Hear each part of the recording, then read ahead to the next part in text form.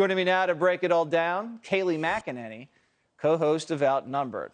So does Donald Trump still have the juice, Kayleigh? He certainly does. Here's the issue, Jesse. When you look at, for instance, Ohio, every one of his endorsed candidates won. We'll see what happens with that Senate race in Pennsylvania. But the key point with President Trump is this.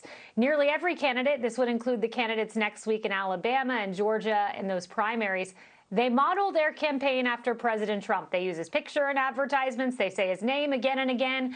They cozy up to him far more than current Democrats cozy up to the current president. So I think that says all you need to know about the indelible impression President Trump has made on the party. Yeah, they don't really want a Biden endorsement. I think they'd probably stiff-arm a Biden endorsement in a lot of key races throughout this next season. Do you think Joe Biden's going to be able to tap some people and say, you're a Biden guy, you're a Biden gal? You think that's going to play? No, that's not going to play at all. In fact, we saw last night with John Fetterman winning, the far leftists over the moderate Conor Lamb, so-called moderate. That tells you what you need to know about Joe Biden's power. But Jesse, revealing poll by the DCCC, which showed that these vulnerable Democrats, the most vulnerable Democrats, they are 21.8% higher in their approval than President Biden. Think about that, 20% points higher than the sitting president for vulnerable Democrats. I'm pretty sure they're going to be shunning him as much as they can. Yeah, that's a big drag right there. I want to show you some sound we got today. You know, the Roe v. Wade thing's playing big now. We just had Youngkin talking about how he's going to work things out there in Virginia. They had a hearing on this abortion access situation, should the ruling come down. And I believe it was a Republican congressman talked to one of the Democratic witnesses. And oh my God, listen to what happened. What do you say a woman is?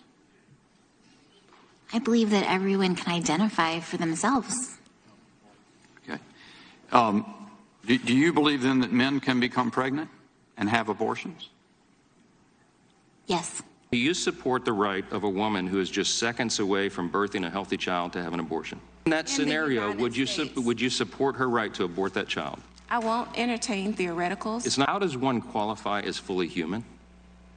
What makes a human being? What makes a person a human being is them being born, number one. That's why we have birthdays. Well, my dog Rookie was born, and we celebrate Rookie's birthday, but Rookie's a dog. Yeah. Kayleigh, a lot to talk about there. Take it away.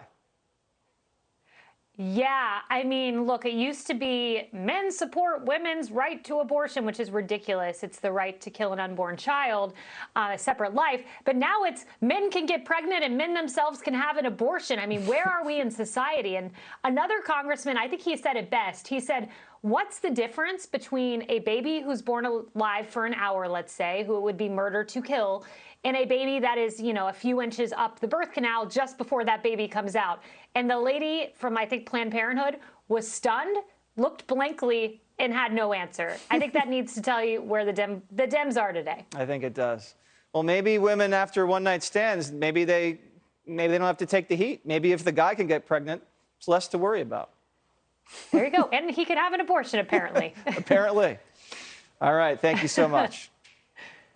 Thanks. Hey, Sean Hannity here. Hey, click here to subscribe to Fox News YouTube page and catch our hottest interviews and most compelling analysis. You will not get it anywhere else.